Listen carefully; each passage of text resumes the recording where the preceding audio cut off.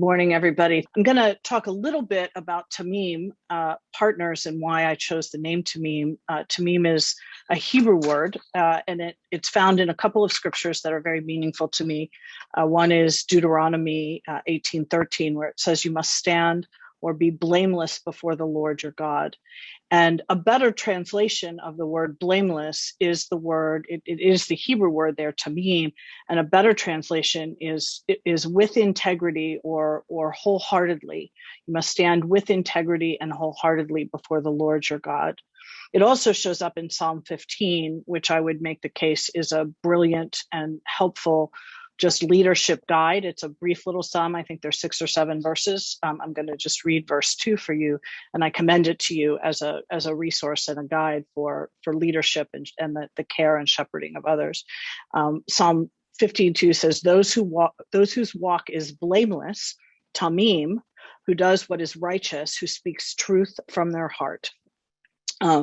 That's, again, the translation is those whose walk is wholehearted and with integrity, is what I think of in terms of leadership. And so after 14 years at the Pittsburgh Leadership Foundation, where I was often asked to give a definition of leadership or what my philosophy of leadership or model of leadership is, I really stepped back and looked hard at all of the models out there. And you might be able to see behind me, I've got lots of books. That is a very small representation of what sits here in my office. I'm a book sort of addict, and I have hundreds of books on leadership.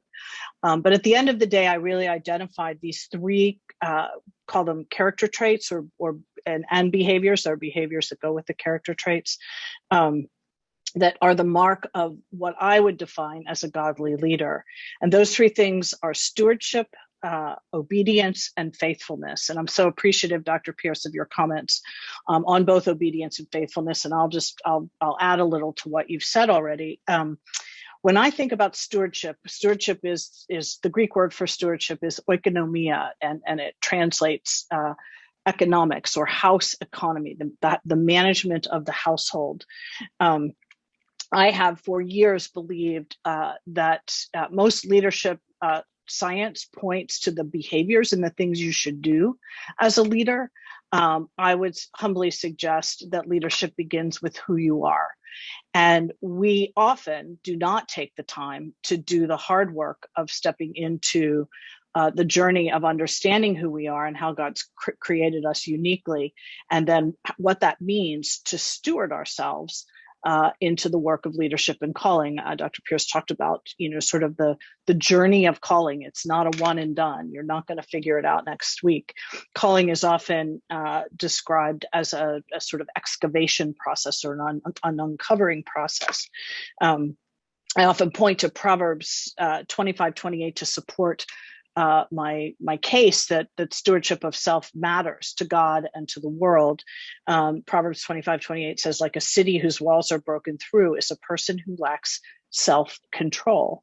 And under that language of self-control sits this you can't control what you don't know. So we have to know about ourselves. We have to know both who we are and how we can bring that for good. We also have to know where our impulses are and where our shadow side is and where we can get ourselves in trouble so that we can manage ourselves and lead ourselves more effectively. Self-control comes when we've done the hard work of who we are and who we are not, by the way.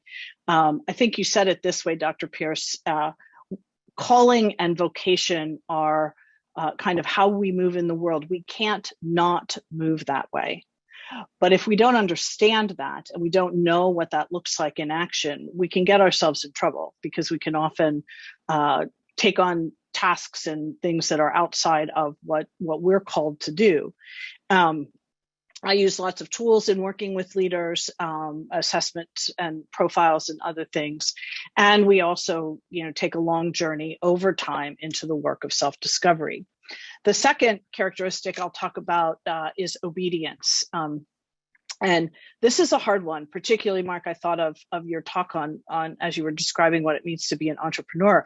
When you're starting something in the entrepreneurial world, particularly whether it's a business or a nonprofit or church planting, I often think of church planting as the entrepreneurship of the kingdom.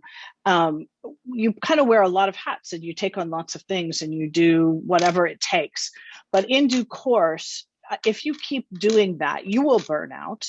And so will the people around you. And what has to happen over time is that we get clear on kind of what's in our lane, what are the constraints of what we do best, and how we can contribute that to the work of the organization or the team or the community, and what we're not called to do. So how do we work in obedience to the call that God's placed on our lives? The word obedience has lots of negative connotations, but I don't think as Christians we can take in those negative connotations. I think we have to understand the godly definition of obedience. And part of that is understanding the constraint of who we are as a leader. There are certain things that are just not ours to do. We're not qualified, we're not equipped, and we're not called.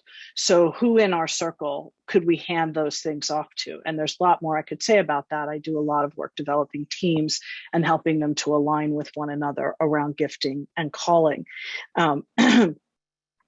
The final piece that I'll talk about, and this is where I'll spend a little bit of time, is on this idea of faithfulness. And you gave me a great introduction, Dr. Pearson, to this idea of faithfulness.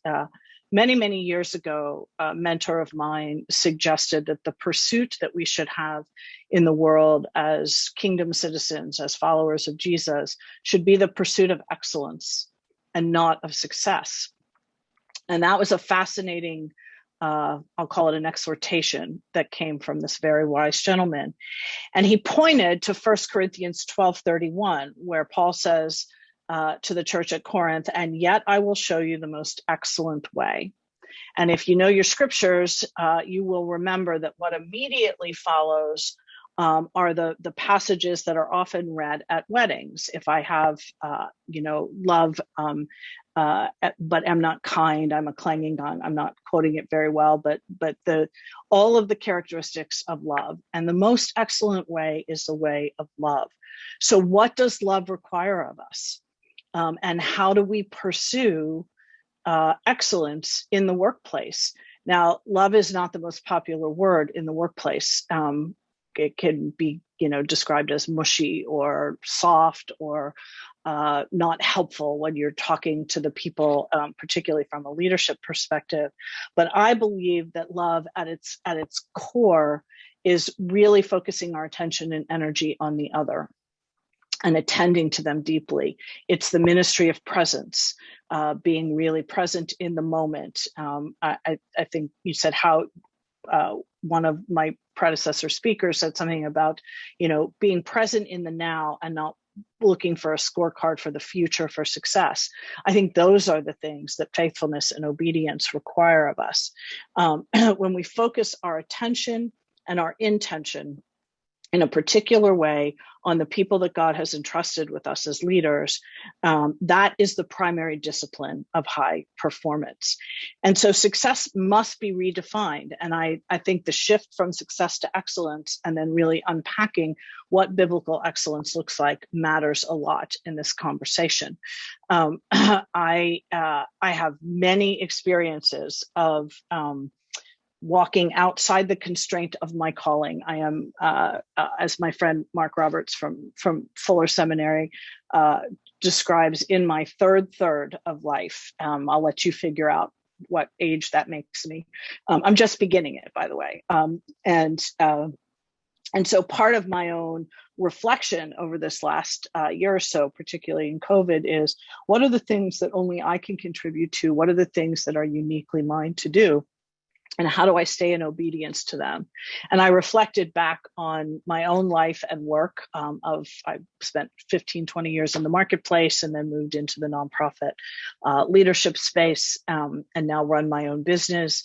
I am a very high initiating, some might call aggressive leader. I can get stuff done. I can push stuff out and make things happen. And those can be good characteristics, but when they're lived in and through without constraint or without obedience, they're dangerous, right? And I know I have spent time in my life and career falling on my own sword to apologize to people that I've harmed because I've moved too quickly or pushed things out too quickly in ways that are not helpful to others. And so living in the constraint of who I am is my walk of obedience. And the question I ask myself on a daily basis is this mine to do? Lord, who would you have me be with, and how would you have me be with them? And is this mine to do?